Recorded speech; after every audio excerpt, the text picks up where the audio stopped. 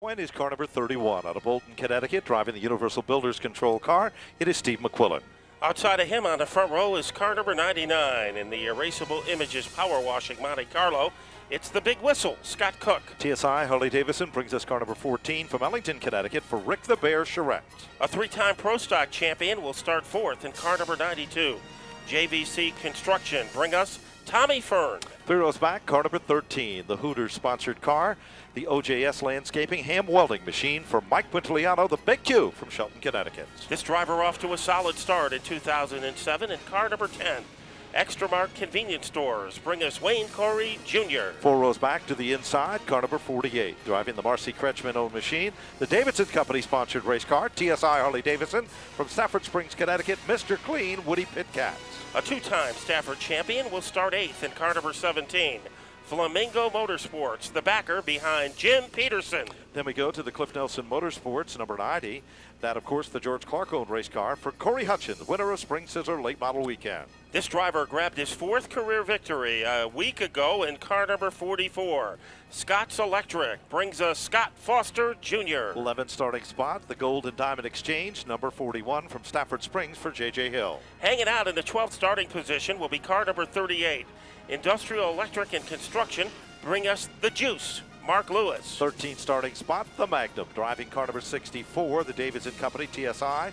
Harley-Davidson number 64 for Michael Bennett out of Stafford Springs. This driver looked strong in qualifying tonight in car number 6. The Alliance Group, the sponsor of Jonathan Smith. New Haven Truck and Auto Body brings us the 87. He'll start in 15th for Billy Snow III out of Berlin, Connecticut. A veteran aboard car number 01, the Extramark Convenience Stores Monte Carlo. The pilot is Jim Mavlajanis. Nico Systems brings us the 55 from Chicopee, Massachusetts. It is John Warren starting 17th. Eagle Leasing in its 10th year of sponsoring car number 3. The three-time champion from Stafford, Ryan Pasacco. Levy Leaf and DeFrank Injury Lawyers brings us car number 83 for Tony LaFoe starting 19th. 21 career victories for the driver of car number 4. The Butler Group bring us the Monte Carlo, driven by Tommy Butler. Propane Gas Service brings us car number 00 from Vernon, Connecticut for Danny King. Then a newcomer in car number 03, but he's won a championship at the Waterford Speed Bowl in the USS Chowderpot Grand Prix. It's Mark St. Hilaire. David Ray Racing brings us the 42 from Meriden, Connecticut, starting 23rd. It'll be David Ray. Lurking next to him in car number 2, it's Doug Blowers Jr. from Brighton, Massachusetts. Advanced Performance Glass brings us the 62 for Bobby Leone out of East Windsor, Connecticut. Then it'll be the 77. He had trouble with transmission in qualifying, but he's back out in the feature. Eager Ed Ricard. Car number 15, starting scratch, will be Josh White out of South Windsor, Connecticut, driving the Tiki Painters car. Off turn number 4, about to start this 30-lap late model main event. Green is out and we're underway. What a rush by Scott Cook in car number 99 as he just blurred his way into the lead. Trouble down into turn number 1. The 2 car makes a little bit of a spin. Will he get it fired back up? That's Doug Blowers Jr. And it looks like he is able to bring the car down. Yes, the car is running and we're still under green, but the caution comes out. And that's bad news for Scott Cook, who had a full head of steam heading into turn number 1.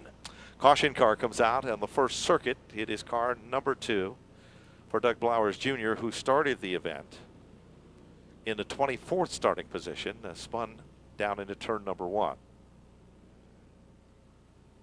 Let's go down to Tony Sutton. Well, a driver that's struggled so far this year came out with a brand new paint scheme. It's actually the official colors of the Marines. His dad, a Marine, and once you're a Marine for life, passed away last year. So they've dedicated the ride this year to his memory because his dad helped him build the car. But more importantly, the car is now ready to be competitive, according to Bobby Leone. He did well in the Dare division. He wants to do well in the late model division. He's got the equipment. He's got the team. It's only a matter of time before the 62 up near the front. If you examine that number 62 car, you'll see the Colonel written on it. That's in honor of his father. Sure is, and very deservingly so. Let's see what's going to happen as the field heads down the back straightaway. Paired off in rows of 2, complete restart. Everybody but the car that brought out the caution will be in their same starting spots. The 2 car goes to the rear of the field. Let's see what's going to happen this time as Steve McQuillan on the inside of the big whistle, Scott Cook, as they come off turn number 4. The Daytona Charger dives to the center of the infield, and it's showtime as they come back to the line. And the big whistle once again is able to scald his way to the front. Trouble down into turn 1. Scott Cook. Something lets go of the race car. He hits at a ton. Scott Cook's machine, something let go. The car went straight, and a ton of smoke came. Wow, he's able to move it, and I don't know how he's able to do that because that was a punishing impact. It sure was. It looked like perhaps a hose or something letting go on the car, and he just went straight in like he was literally sliding on his own fluid. A heartbreaking situation. And how he drove away, it's amazing to me. Let's see if they've got a replay of that, and we can take another look at it. What a solid hit. Because he went in at full speed. Yes, because he he was really making a move against McQuillan on the start, and then he looked like an arrow being shot out of a bow, and then he hit the target a ton. He sure did. The Cook brothers are a great group of guys. Here's the situation. Look down in turn 1. See the smoke, and look, it's straight in. Ooh. And that's a real credit to what we call the soft walls down into the first turn. Those walls, even though from the grandstand area they might appear to look like they are solid, they are literally spring-mounted. Look at that from a different angle. What a hit. They have styrofoam in the centers of the square tubing. They are mounted on a shock relay type system. Let's take a third look at it here, Matt. And look at this, straight in. Wow. At a ton, as the old saying goes. And I'll bet you he was really, really on those brakes hard as he was in his own fluid there headed into turn 1. And I don't think he would have been able to drive the car as far as he did if it wasn't for that soft wall. Yep, I agree 100%. Limited the damage on that car. And that's a real credit to the Arute family and the management of Stafford for being one of the first short tracks in the country to put that type of a safety system into play in the competition here. So a heartbreaker before one lap gets into the record books. Scott Cook, who had a shot at this one in the front row and has been so long overdue for a victory here at Stafford. Well, he really got unlucky. He got off to a great start, had the lead. The yellow came out on lap number 1. We had to have a total restart because one lap was not completed. And then as he moved out in front and on the restart, something let go on that car, and the last we saw, it was a Richter scale crash into turn 1. Matt, I want to just point out something here, that Scott Cook is such a popular driver. Look at that race car on the Diamond Vision screen. There is literally about 20 or 30 people around it. That isn't his crew. He doesn't have 30 crew members. No. These are people that know Scott and his brother, and they're really good guys. Let's take another look at it. Coming at you, going strong on the Diamond Vision screen. Straight into turn 1. You see that? There was something that literally came out of the race car down low. He went from Easy Street to the Heartbreak Hotel. Yep. And it might have been something as simple as maybe the throttle itself might have stuck on the race car. Let's see. Tony Sutton is down there where the action is. Tony? Well, Scott's looking underneath the hood right now. If we can get it. First off, are you all right? Yeah, I'm all right. What happened to the car? It looks like the air cleaner fell down and the throttle stuck. You know, I hit the kill switch. By then it was too late, and nothing we can do now. You know, we'll see what the problem was. You know, it was fine all day. Hasn't been a problem, and and the restart was great, and went to let off getting into 1, and thing just wanted to keep going. Well, as long as you're all right, we can always put the car back together. Yeah, we're fine. So that was brake smoke as he went in at a ton down in turn 1. Back to the action off turn number 4. Corey being splattered around. Trims a little grass to the bottom of turn 1. And will he be able to get it back in forward motion?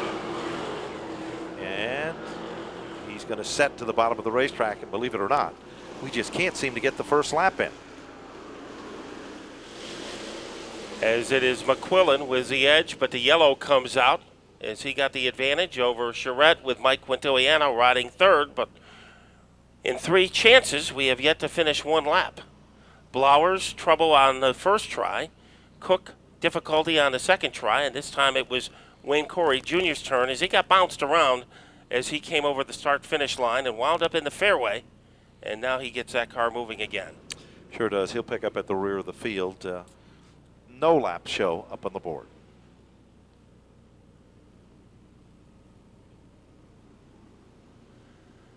So, Dean, we're having a very difficult time getting this one started. 3 aborted chances for a start.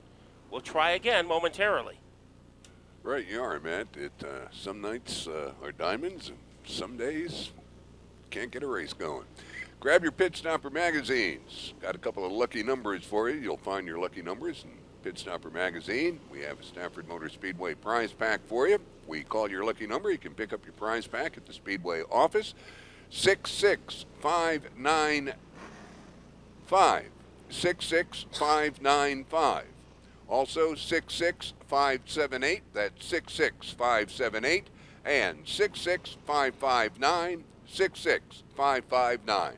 Going to try 4th time to get this 30-lap late model race underway here. Let's go back over to Ben and Matt.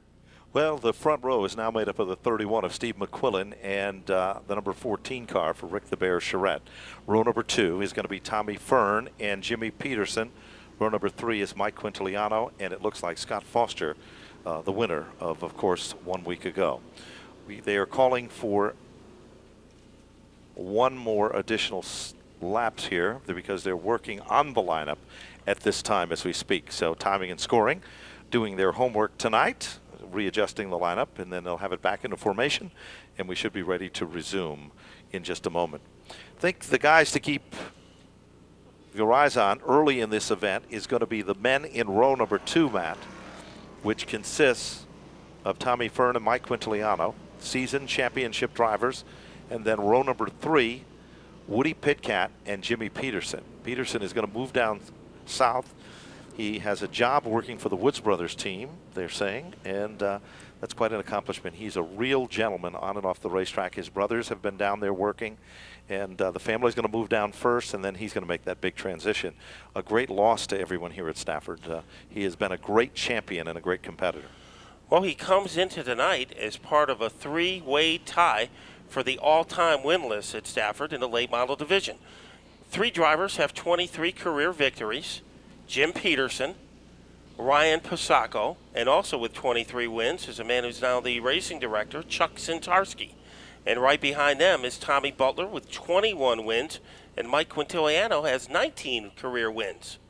So I think from top to bottom, the toughest division around is this late models. You have, I agree with that. I mean, you have a 3-time champion in Pasacco, a 3-time Pro Stock champion in Fearn, 2-time champion in Peterson.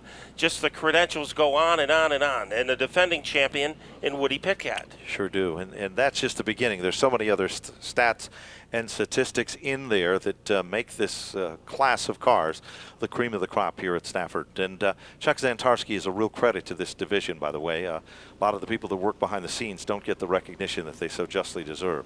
Let's see what's going to happen off turn number 4. Steve McQuillan on the inside of the front row. Rick the Bear Charette. He'd like to do good tonight. The TSI Harley Group is here with him. Let's see what's going to happen as the green is out and we're back underway down into turn 1. Boy, the Bear is growling as they hit the second turn. McQuillan tough on the bottom. Trouble. And here comes Tommy Fearn. Down in turn 1. And we believe that that is the 3 car. We have the 3 and the 6. And Tommy Butler was involved, but he got away. McQuillan gets punted, and we still have not 1 lap into the record books. And it was the 3 of Pasacco that hit it a ton down into turn 1, but was able to pull away. So 4 cautions before 1 lap is complete. That's a record, I think, too, Matt. It's a record that we hope will never be broken. There's the only thing broken on that one might have been Pasacco's race cars. You check it out on the Diamond Vision as it will head to pit road. Ryan Pasacco had a podium finish last week. Wasn't happy a year ago with his 10th place finish in the standings after 3 consecutive championships.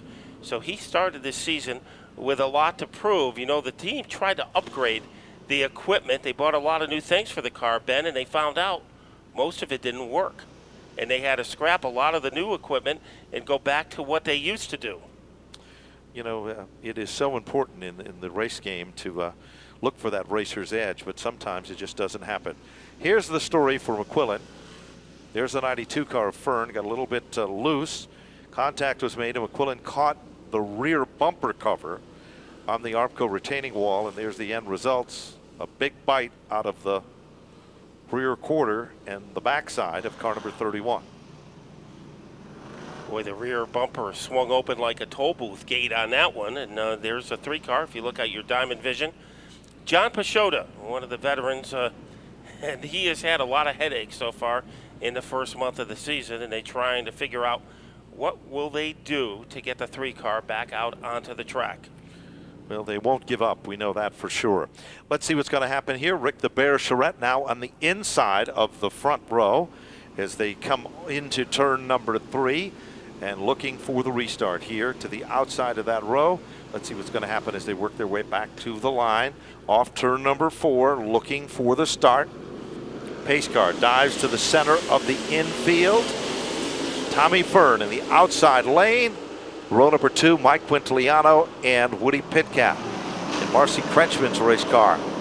The Bear is clawing his way into the lead. It's short-lived because Tommy Fearn wants to take it away. And a good battle for 3rd and 4th between Quintiliano and Pitcat. Now Quintiliano makes a lurch forward to move into 3rd. Jim Peterson is in the hunt in car number 17. Great battle going on right there. Mike Quintiliano, the big cube, moves into the 3rd spot. Here comes Jimmy Peterson down low, and Sean Foster showing it was no fluke that he was on top of his game a week ago, and the Bear is the meat in the sandwich off turn number 4. Getting some momentum on the outside is Tommy Fearn, and he is able to swing his way into the lead by a half a car length over Charette. Peterson trying to move into 4th. Pitcat fading right now on the outside. And while all that's been happening, Corey Hutchins has threaded the needle and worked his way to contend up front. Good run for Rick the Bear Charette. He muscles his way to the inside of Fearn. They touch coming down the front straightaway, but it is still a dogfight battle for the lead up the hill, and the Bear takes over the lead. Mike Quintiliano back into 2nd. Fearn drops back to 3. Here comes Peterson, the quiet one, coming to the front with a vengeance. And then it's Scott Foster in the 5th spot. And then a great battle going on between Pitcat and that young driver of car number 6, Jonathan Smith. Here comes Quintiliano, the outlaw, has pulled even with Rick Charette. So those 2 cars crazy glued together. And now Quintiliano spurts ahead. Here comes Peterson. Bold move trying for the lead. Peterson does a magnificent job. They literally swing to the outside of the racetrack. Down to the bottom of turn 1, the Flamingo car looks handsome and takes over the lead. Foster, last week's winner, moves into 2nd. Here comes the number 38 car, also on top of its game here tonight. A good run for Lewis, who started in 12th. He's up to the 4th spot. Boy, but what a move by Peterson to go from 3rd to 1st in a lap and take over the lead. Charette trying to stay up with Fearn on the outside. He can't do it. Jonathan Smith making a charge in car number 6. Jonathan Smith has Barney McRae, the guy that's going to put up the real estate and equipment for him to run in the Busch circuit here at Stafford. And he's showing his talent and deserving of that as he runs among the top 10. Yellow out as trouble in the middle of turns 3 and 4. John Warren, car number 55, hits at a ton from Chicopee, Massachusetts, underneath the Coca-Cola sign. His car comes to a screeching halt. Heartbreaking situation for him. Told me last week that the big difference from last year to this year is, he says, I'm not trying to race the other cars. I'm just trying to race myself and pace myself. His son won his first career victory in the mini stocks at Monadnock last week. He was pretty happy over that. So there have been 5 cautions in the event. We have had the following. Laps 1 through 3, Tommy Fearn was the leader. Rick the Bear Charette took over the lead on lap number 4. Held on until Mike Quintiliano took the lead on 5. And then on 6, it was Jimmy Peterson.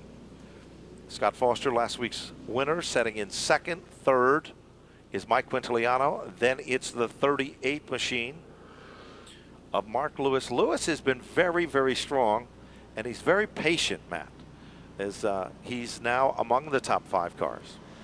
Now, if you wonder why would Jim Peterson try such a Daredevil Knievel move to take the lead, we were talking to Scott Foster about it earlier, and he said because the field is so jam-packed with great cars, you have to make your move early if you want to keep those guys behind you. So we go to Tony Sutton, who's got a pretty good look at the situation on pit road. Well, I can tell you down here, the crews are all amazed at how fast these guys are going, how close they are. And the upper groove, which was there in the beginning of the race, seems to be fading out. Little comment on Jim Peterson. I've been spent a lot of time down south working out of Greensboro, North Carolina for a number of years. There are a lot of openings and a lot of people from New England that go down there to contribute to both cup racing and bush racing. And Jim Peterson will bring a lot of experience and a lot of knowledge that people in other parts of the country don't have, because the racing here in New England, and especially here at Stafford, is so competitive that the least amount of problems with the car, the least amount of misadjustment can mean disaster. And Jim Peterson and his crew, they know how to overcome those little things that get the car sideways or not handling properly, and he'll bring all that knowledge when he goes south. Well, work still continues down the back straightaway here as they are re-preparing the racing surface. The Super Clean safety team is out doing their homework tonight. Heartbreaking situation for John Warren. We'll take a quick commercial break, and we'll be back with more of the excitement of the late models in the Whelen All-American Series right after this.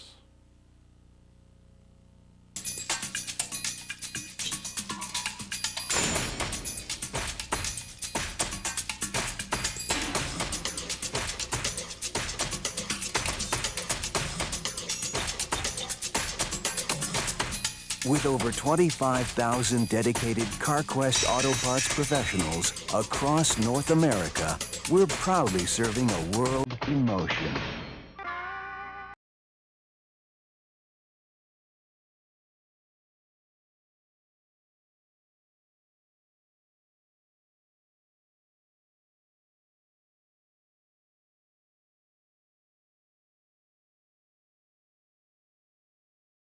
We live in a dirty, greasy, grimy world.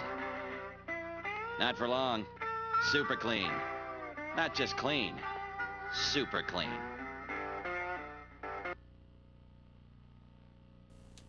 DeGiorgi Roofing and Siding is the new title sponsor of the 13th annual Late Model 100, scheduled for Stafford Motor Speedway on July 6th.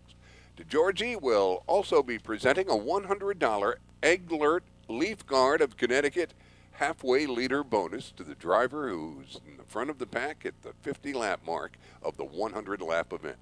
Should the halfway leader then go on to win the race, DeGiorgi will contribute another $100 to the total bonus of $200. DeGiorgi Roofing and Siding is headquartered in Beacon Falls with branch offices in Brantford, Fairfield, Hartford, and Waterbury.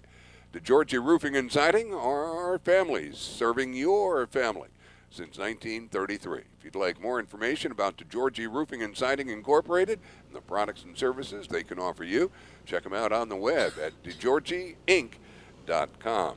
Still under caution, grab your Pit Stopper magazines. They're loaded with driver profiles, the latest racing stats, and lucky numbers. We have a couple of more lucky numbers to pass along to you at this point. And if they match the lucky numbers we announce, you can pick up your Stafford Motor Speedway prize pack at the Speedway office. Lucky numbers are 66546, that's 66546, and 66537, 66537. G.H. Berlin Oil Company, the newest late model contingency sponsor. With G.H. Berlin Oil providing a weekly contingency bonus of $100 each week to the SK Modified second place finisher. G.H. Berlin Oil will also present the G.H. Berlin late model starting lineup on each 2007 episode of NASCAR New England. G.H. Berlin has distribution centers in East Hartford and Canterbury, Connecticut, along with one in Brewster, New York.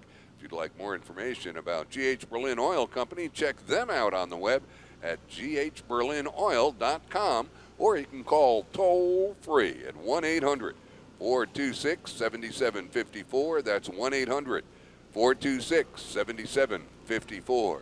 Still under caution, but let's get some updates from Ben Dodge and Matt Buckley. Well, we're still under caution, and this, of course, was our fifth caution of the event with 6 circuits up on the board. the Super Clean safety team, say that 6 times fast, Matt, is working feverishly down between turns 3 and 4, doing the final preparation of the racing surface itself before we're set to go back to green. We've got a real battle shaping up not only for the number 1 spot, but right back through the top 15 positions, because we've got a lot of the strongest cars in this field that haven't really had a chance to settle in and make their moves. Tommy Butler, one of the all-time veteran drivers of the class, is very, very cautious at coming to the front of the field. He usually lets the race field come to him and then starts racing in the last 10 or 15 laps of these events. So keep your eyes on the number 4 car. Mortgage Dreams among the sponsors, a brand new sponsor for that team, and deservingly so. Jim Mavlajanis, one of the all-time veterans, and Wayne Corey Jr., they have been struggling with their teams and operations, and they'll tell you luck has not been on their side at all at the start of this season. Well, Tom Butler, as you see him on the Diamond Vision in car number 4, started racing in 1977, so that was 30 years ago. I think it was in a division that no longer exists at Stafford, the All-American division, I think it was called. Ben, you would probably remember that a lot more than I, but that's how Tommy Butler got his start, and he has been one of the driving forces in the late model division for about the last 20 years or so, and 21 career victories. And he said the reason he still is at it, he still has a lot of fun. He sure does, and he is very popular with the fans here in Stafford Springs, his hometown, and he is very consistent. Got a lot of good wins still left in him and that race team, by the way. So we'll keep our eyes on them. Down the back straightaway, lights are off. Hats off to the Super Clean safety team for doing a job well done as we are about ready to go back to green flag racing. Paired off in rows of 2. It is Peterson to the inside of the front row, and then Scott Foster, the man that tasted the sweets of victory 1 year ago. Let's see what's going to happen as they head off the 4th turn, looking for the start. Scott Foster is a youngster, sold programs, pit stopper programs, in the grandstand when his dad was winning races here at Stafford. But it's Peterson who gets a jump. Let's see if Foster can get down to the bottom groove, and he does very efficiently. He sure does. He makes a great move to the inside of Jimmy Peterson. Peterson's got his foot right in it as he works his way to the bottom of turn number 3. It is still Peterson in command. The big Q is there. So is Woody Pitcat with the number 48 machine. And of course, Tommy Fearn cannot be shaken out of the top 6. And the top 6 becomes the top 7 as Jonathan Smith is on the prowl in car number 6. Sure is, and Jonathan doing a good job with that number 6 car. He tucks it down low. Here comes the Crenchman machine for Woody Pitcat. Works his way up, takes over the 4th spot. That's a Ford Fusion bodied race car, as it is in position number 4. Trouble a now. little sideways. Here comes the juice. Oh, and there trouble goes now. Smith in trouble. And Smith almost made it through after the spin, but I think he collected the Bennett machine. But they're still under green, Matt. Billy Snow still moving, so everybody back in motion, especially Jim Peterson, as he's trying to hold off Foster. Foster looks like he has an alley underneath the 17 car. Will he be quick enough to get there? Well, it is Peterson who still guards the number 1 spot with the skill of a surgeon as they work their way off turn number 4. Back to the stripe they come. It is still Peterson. Foster still setting in 2nd. Mike Quintiliano sets in the 3rd spot. And 4th is Lewis. 5th is Woody Pitcat. 6th is Tommy Fearn. 7th is Corey Hutchins. 8th is Jim Mavlajanis. 9th is the Bear. And 10th is Tommy Butler. Down on pit road, the 54 car has been black flagged because the left side body panel has been sheared off in that altercation that took place earlier. There's a look at it on the Diamond Vision screen. Let's go to Tony Sutton. Tony? Well, the side of the car, all the panels are ripped off from the front wheel all the way back to just ahead of the rear wheel. They're trying to take the pieces off that the body panels mount to, but right now it doesn't appear that they have enough tools, so they're going to try and cut away the sheet metal on the panels, and we'll go back upstairs. So that car looks like it belongs in the burlesque division as all the sheet metal is gone. Challenge for the lead again. Scott Foster is not giving up. He said in the past 2 years he's got off to such terrible starts. He was determined this year to do his homework over the winter, and come out of the box swinging, and that's exactly what is happening. Mark Lewis has worked his way back up to the 4th spot, and meanwhile, it is a 92 of Tommy Fearn to move down underneath Woody Pitcat. And here comes Corey Hutchins, winner in Sizzler late model competition there. But it's still Peterson in command. Peterson has the skill to be so patient. As the leader of the event, he controls the pace of this race. Now, as you look at the times, 22.311, that's not that earth-shattering at all. 22.350, he's forcing the entire field to slow it down just a bit to his level. That's the sign of a significant, patient leader. He's like the maestro of an orchestra. He has a baton in his hand, and everybody else has to follow his rhythm. That sure is the story there, and you called it 100%. Now he comes up on a lap automobile, and that is the 2 car for Doug Blowers Jr. Down into turn number 3. They're still single file. The top 5 run pretty much nose to tail. Let's talk about the juice. Lewis with the number 38 machine. He is one of those guys that started in the 12th spot. He is not as flamboyant as a lot of the other drivers, so he doesn't get recognized. But when you look at the finishes, he's a very consistent player, man.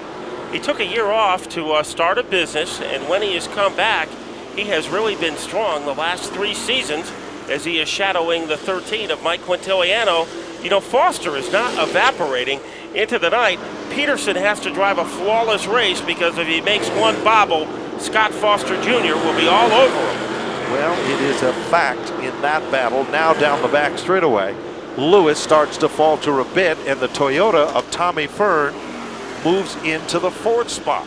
Now off the turn, here comes Foster working him over as he tries to create some of his own magic into turn number 2. But Peterson's got him covered. Down the back straightaway, the 87 is making contact with the wall. A mad scramble as spotters tell their drivers to pull low down the back straightaway. And everybody is able to get underneath Billy Snow, Patrick Townsend on the pit road. 6 caution, 18 laps into this 30-lap event for the late models. For car number 87, Billy Snow, who made contact and literally rode the cement retaining wall from the word Budweiser all the way down to TSI Harley-Davidson. And that is a long stretch as our Power Clean safety team out patrolling the area where Snow hit the wall. Let's go down to Tony Sutton. Well, I can tell you the outer panel of the 64 car, it's not on the 64 car anymore. You can see where they had to cut away the mount pieces on either end of the superstructure here, and they did that within about 4 minutes and then pulled the sheet metal off and had to actually cut the sheet metal with shears in order to get this piece free so the 64 could go back out on the racetrack. We should also mention, Tony, that the driver of that car, Michael Bennett, there's literally a tub type, the way they build the roll cage itself, and they put sheet metal so the driver can really be pretty much surrounded by sheet metal inside of that cockpit of the car itself as well. So heartbreaking situation there for the Magnum because this kid's got a ton of talent as well. And there's a look at it from our camera point. That's what we were talking about. That's that sheet metal that surrounds the roll cage itself, that tub that protects the driver. And incidentally, Michael Bennett was a victim of circumstances in this one. And you look at it, Matt, and somebody took a huge bite out of the whole side of his race car. Yeah, he looks like he was in the middle of a monster jam on Speed Channel on Monday nights as the Magnum had trouble now the last 2 weeks. But that's a pretty determined team, and it seems no matter how much bad luck they get the week before, they always come to the track the following week with a great attitude. They sure do, and this kid is a real worker when it comes to learning his craft. When he first started out competing here at Stafford, he didn't even know how to drive a standard shift car, and he quickly learned, and he began winning races and really never looked back. Some of us still don't know. So a good career for this young driver, and like we said, he became a victim of circumstances, had no place to go, and tried his best to keep out of it, but got caught in the situation that resulted in the body being sheared off his race car. Take a look around at the advertisers who advertise on the billboards here at the Stafford Motor Speedway. We appreciate their continued support Each and every one of them are a proud part of Team Stafford. If you'd like to become involved, become an event sponsor, have a special corporate night, then give the management team of the Stafford Motor Speedway a call. Check them out on the web here at the Stafford Motor Speedway at www.staffordspeedway.com. Well, I guess you could say our super clean safety team has really gotten their workload tonight. We've had, 6 cautions, 4 of them before we even got a lap underway. So it has been a tumultuous 18 laps so far, but an exciting battle between Jim Peterson and Scott Foster. And then you look right behind him, the Outlaw is in a great spot. And Tommy Fearn, a lot of people thought it might take him a little while to get used to that new combination, a new engine and the new Toyota body. And I think it did take him a long time, Ben, 1 week. Now he looks like the old Tommy Fearn. He sure does. On the restart, Jimmy Peterson makes up the front row with Scott Foster, Mike Quintiliano, and Tommy Fearn. Then it's Mark Lewis, Corey Hutchins, Woody Pitcat, Jim Avlajanis, Tommy Butler, and Rick the Bear Charette. That's the top 10. Looking for the green off turn number 4. It is out. Tim Bennett gives him the green, and we're racing down to the bottom of turn number 1. A blockbuster start for Foster. Can he stay with Peterson? The answer is no, as Peterson, with a power surge, regains his top spot. Well, all that's been happening. The big Q tries to move down underneath Foster. He can't do it. He also can't shake Tommy Fearn. Lewis comes back to life, and then Corey Hutchins battles with Woody Pitcat as they work their way down to the bottom of turn number 1. Foster tries a whole different line. Oh, and Foster loosens up and spins like a top beneath the Diamond Vision screen. Last week's winner, contending for the lead, goes around, and it looks like we're going to go back to yellow. And the gold comes out on lap number 19. You can see as you look through the cockpit of the 44 car, the red light is an indicator he couldn't get it fired back up. Let's see what's going to happen here, as Foster's car still set stranded on the racetrack. So we're back under yellow, 19 laps complete. This is caution number 7 in the event, and it appears that Foster's car will not fire back up. So, more work for the super clean safety team as they re-prepare the racing surface. And remember, following this, still 2 feature events left to be run. The limited late models and the Dare stocks will round out our program. Check out the Diamond Vision, and let's see what happened between Foster and Peterson. As Foster goes around in turn 2, just as he was on the verge of taking over the lead from Peterson. Well, he gets an A for effort, giving it his all. There's no doubt about that. As we see Quintiliano able to get underneath the spinning 44 of Foster. So he is in second place. Let's take another look at it from the wide angle.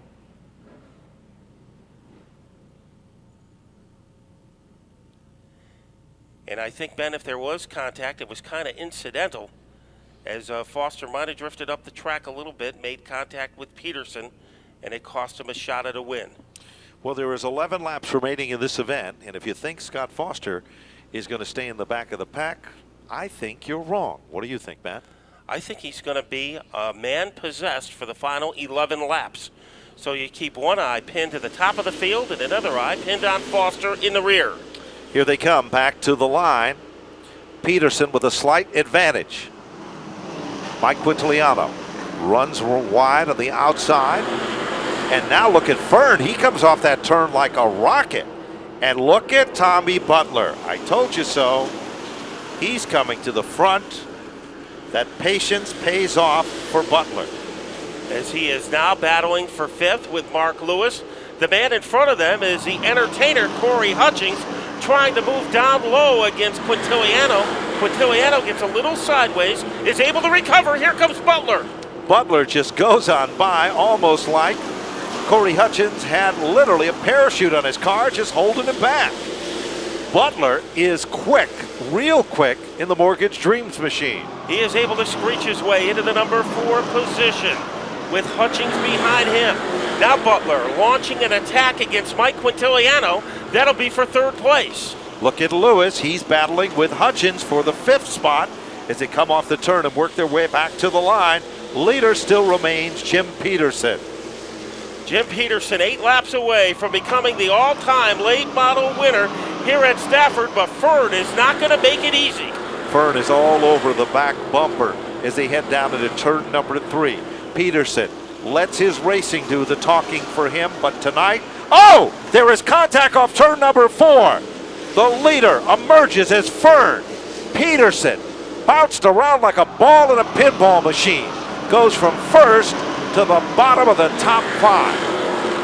So we see Foster have troubles when he had the lead, and now the same bug bites Peterson, and it's Tommy Fearn out in front. When they hit the stripe, we'll be down to the final 6 laps. Tom Fearn, the leader of the pack. Mike Quintiliano in second. Butler is still not to be counted out here.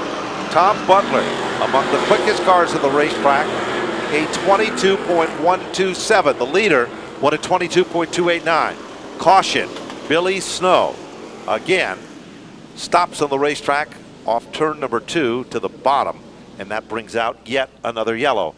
8 cautions in 24 circuits in this late model main event. The final 6 just around the corner. And it's going to be a very intriguing restart, as Fearn will have the lead. Quintiliano on the outside, and the wild card in all of this is Tommy Butler.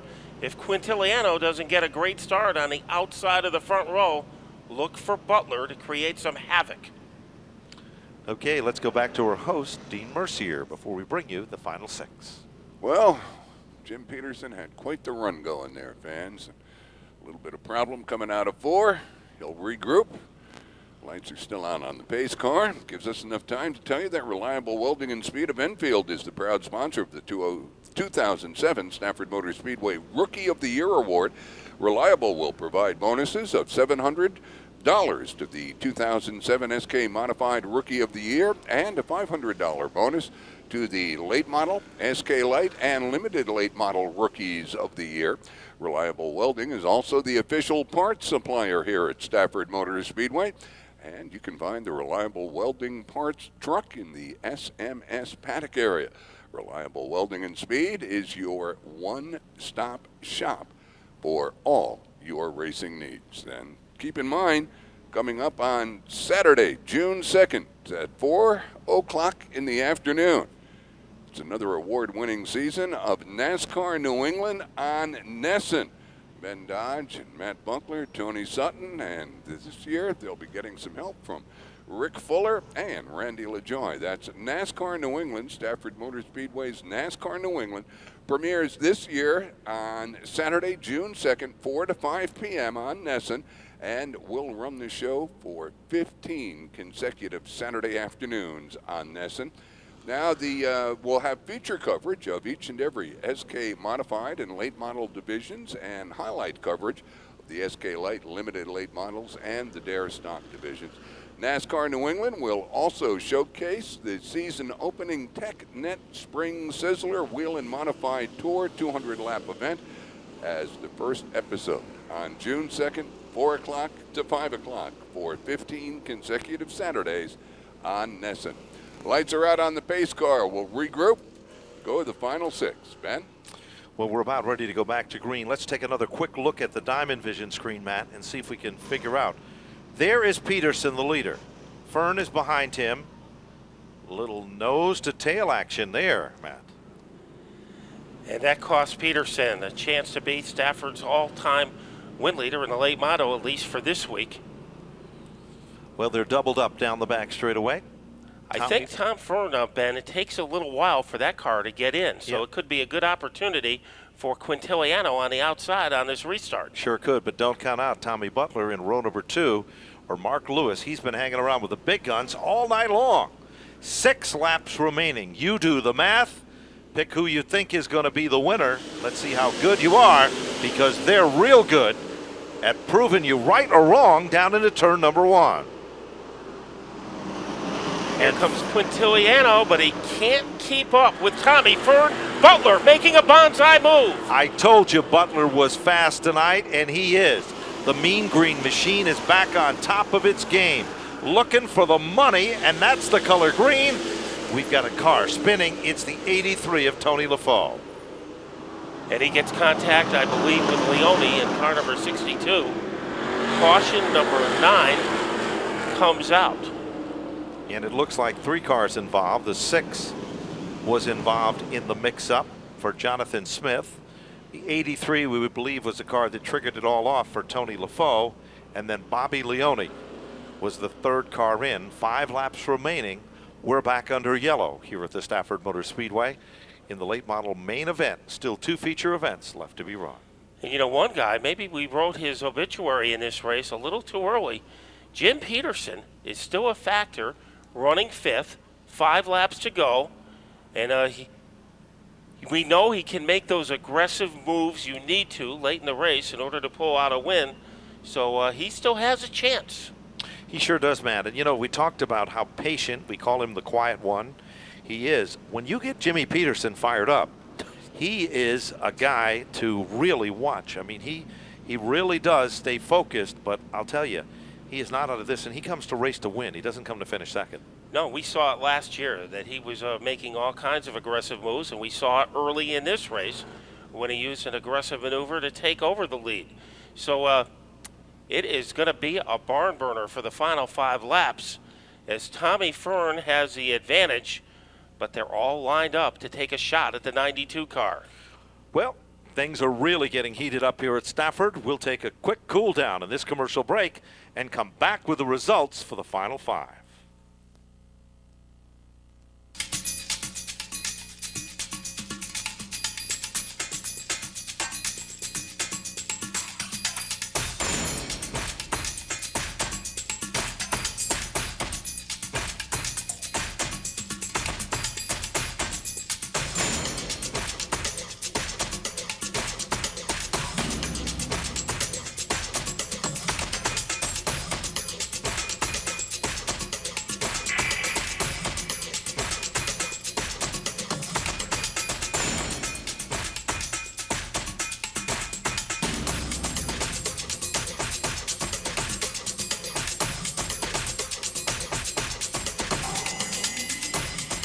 With over 25,000 dedicated CarQuest Auto Parts professionals across North America, we're proudly serving a world in motion.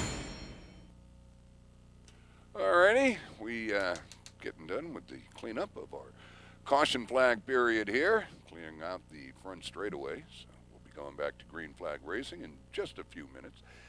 Stafford Motor Speedway, once again celebrating NASCAR Day. Stafford Speedway will be selling commemorative 2007 NASCAR Day pins. Fans can purchase NASCAR Day pins either at the Stafford Motor Speedway track office or at the Speedway Collectibles booth located behind Turn 4. NASCAR Day will be Friday, a week from today, May 18th, and Stafford Motor Speedway will reward the 10 best dressed fans. Try to say that quickly 5 times. With a prize pack, and the fan voted the best dressed will include a Victory Lane activities in their favorite division, receive a Victory Lane photo, and a Stafford prize pack. The best dressed contest not limited to NASCAR apparel, but also includes Stafford Motor Speedway garb. NASCAR Day pins cost $5 and will benefit the family of NASCAR charities. Over the last 3 years, Stafford Motor Speedway has helped raise over $5,000 for NASCAR charities. Lights are off. Let's go back over to Ben Dodge. It's going to be a shootout, Dean, as they work their way into turn number 3. Tommy Fearn and Tommy Butler, a pair of Toms in the front row. Mike Quintiliano, row number 2. As we work our way off turn number 4, looking for the green. It is out, and Fearn has a slight advantage. Peterson's back up to, well, almost 3rd. And trouble for Peterson, Matt. As he might have scraped the 13 car of Quintiliano.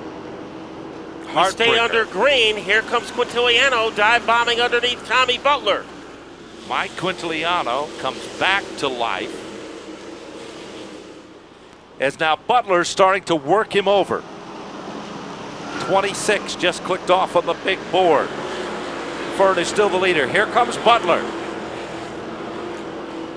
Pulls it back in almost like they're bump drafting in the Nextel Cup event.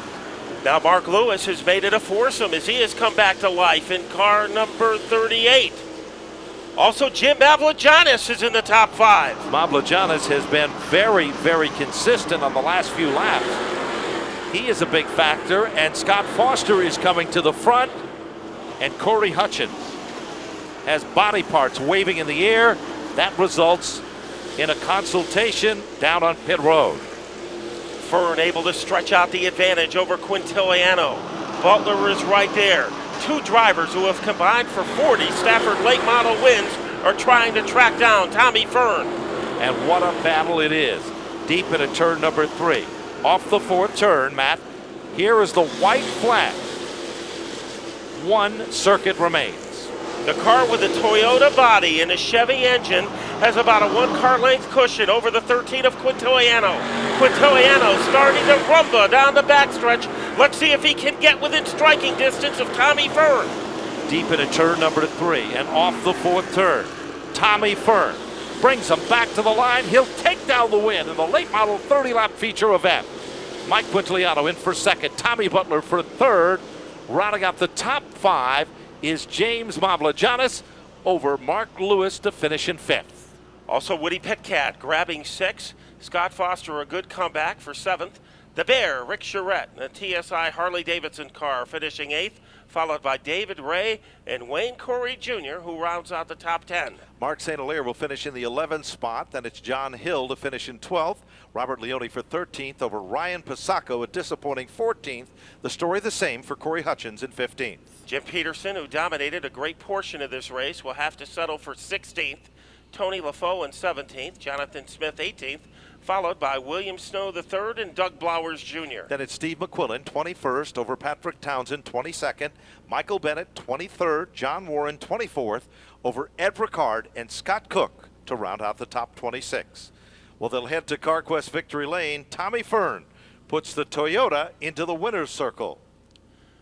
Well, I know we had 9 caution flags in this race, Ben, but in between all those cautions were some great racing between some of the marquee names here at the Stafford Motor Speedway, and the 5th career late model victory for Tom Fearn, and he really had to earn it.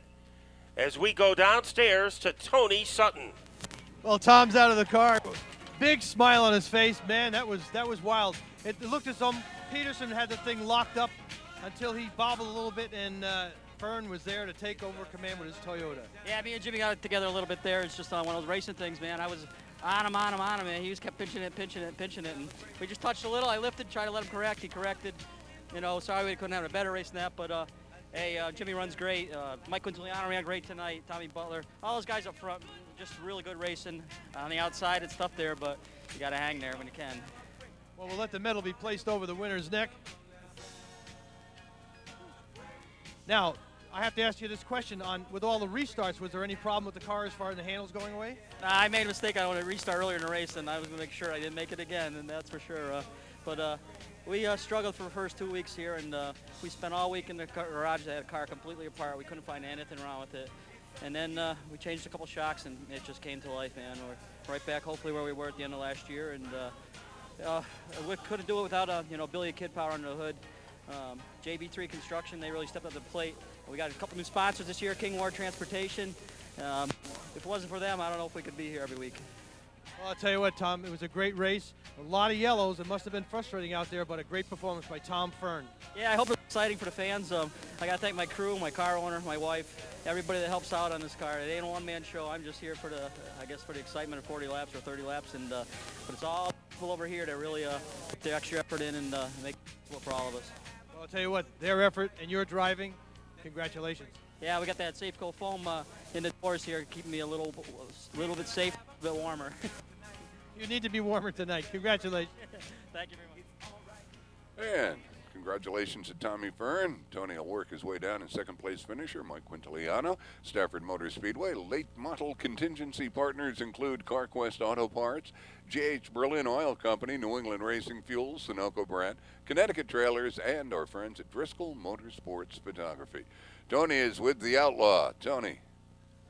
Well, Mr. Quintiliano, that was a show out there, I'll tell you. Oh, let me tell you, you're not kidding. I think that was probably the longest race, even longer than the 100 lappers up here. You know, it's just, I could get to these guys, but these guys are fast. If you're not on your game this year, forget it. But we're getting better. You know, we struggled last week. This week we made some changes today, the complete setup, and you know, we got a little bit better. We just got to get it down pat. Well, I'll tell you what, your comment about everybody's fast, the times are incredibly close on the laps as they click off. With all you guys that were up front, it's amazing. Lap after lap, just a couple of hundredths of a second between you. Were you the fastest or no? Well, at times on the racetrack you were, but unfortunately in the last lap, that guy was the fastest. That's right. That's what counts, the last lap. You're right. But we'll take it. You know, second, we're not banged up too bad, and next week we'll come back up and try to get a little bit better. Mike Quintiliano, congratulations on the second spot. Thanks a lot, Tony. And our next feature event, as Tony makes his way down to our number 3 finisher in the late model division, will be our SK Light Modified feature, and they'll do a 20-lap tour of the half mile. Right now, back down to CarQuest Victory Lane and Tony Sutton. Well, the green stands for cash, and I guess the cash is going to be picked up a little later on, but man, you had to earn it tonight. Yeah, it was I don't know, the cautions kind of hurt us at the end. We weren't looking too good in the early part of the night. We made a few changes, go back. I'm trying to get the feel. We tried a few things, didn't quite go the way I feel, but I'll tell you what, this hot rod was going tonight. Cautions hurt me at the end. I knew I had one shot when I got to second with Tommy. Congratulate Tommy. Mike ran a great race. It could have been either one of us three up here. Probably could have been up where Tommy is. I got to thank Steve McCarthy, his brothers, my brother John, the car owners put this out for us. I could talk forever. I wanted a podium finish where we got a 6th, a 4th, and a 3rd. I can't complain about that. The wins are going to come sooner or later. I'd like to thank Mortgage Dreams. Anybody looking for a mortgage, look for Steve McCarthy. Sponsored this year, trying to work something out with that. Had a lot of fun tonight. I'm a little tired, but you know, for an old guy like me, Tony, you know that. I had a lot of fun though, so let's bring on next week. We like to say it's vintage driving, vintage understanding of the racetrack, and congratulations on 3rd place. Thanks a lot, Tony. I got to thank TA Engines, great power in this thing. Steve McCarthy, SPM chassis. We'll have some wins. You'll be talking to me later this year, if not next week. Okay, Tom. We'll talk to you later. Thank you all.